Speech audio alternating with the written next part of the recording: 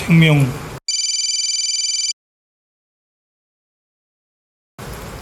평화 정의의 삶을 살아가라고 우리에게 일러주신 하나님의 뜻을 따라서 오늘 저희들 이 자리에서 이 사회에 빚진 그 마음을 가지고 기도하며 또한 우리의 선언을 하나님께 아뢰고자 합니다. 오늘 우리가 이명박 구속과 박근혜 사태를 선언할 수밖에 없는 것은 무엇보다도 지난 5년간 이명박 대통령의 그 국정, 구속될 수밖에 없는 그러한 모습을 우리에게 보여줬기 때문입니다. 먼저는 독선의 정치를 일삼았고 도덕성과 신뢰성의 상실을 보였고 법과 정의를 파괴하는 행위를 했었고 그리고 민주주의 파괴와 언론 장악을 일삼았습니다. 그리고 보복의 정치를 일삼았고 분열의 정치, 통일과 평화에 대한 개념보다도 오히려 긴장을 고조시키며 전쟁의 위기까지 자행했던 그러한 잘못 때문입니다. 그리고 8번째는 성과주의로 국토를 훼손시키는 그 같은 잘못을 했기 때문입니다.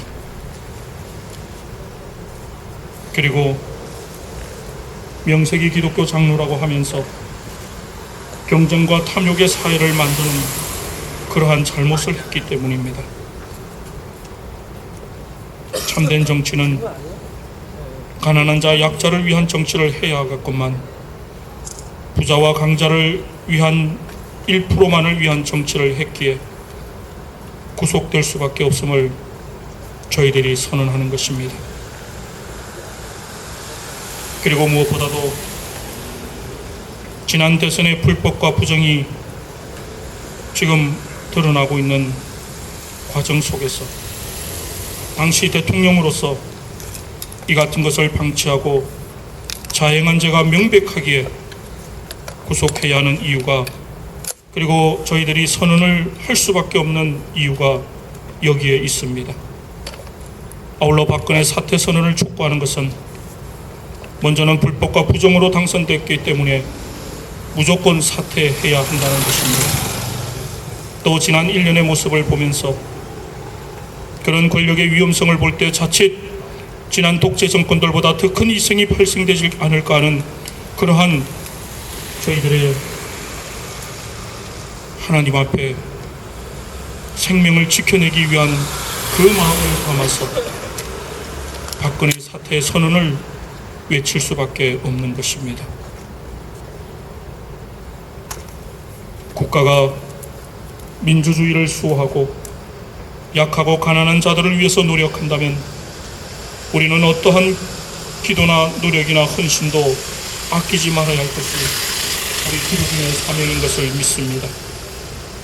그러나 국가가 불법과 독재의 길을 가고 가난한 자보다는 소수의 부유한 자들을 위한 정치를 하거나 그들의 목소리를 외면한다면 우리는 그에 대해서 비판하고 옳은 길을 가도록 촉구해야 하는 것이 마땅한 것을 알고 있습니다. 그래서 오늘 기독인들이 이명박 구속과 박근혜 사퇴를 선언하고 나서는 것입니다. 그리고 이 같은 부정 불법 관건 선거를 묵인한 것 자체가 하나님의 정의에 반하는 것이고 하나님의 정의에 이 땅 가운데 하나님 나라를 실현하고 의를 실현하는 일들에 죄를 범하는 것이기 때문에 저희들이 이명박 구속과 박근혜 사퇴 선언을 할 수밖에 없는 것입니다.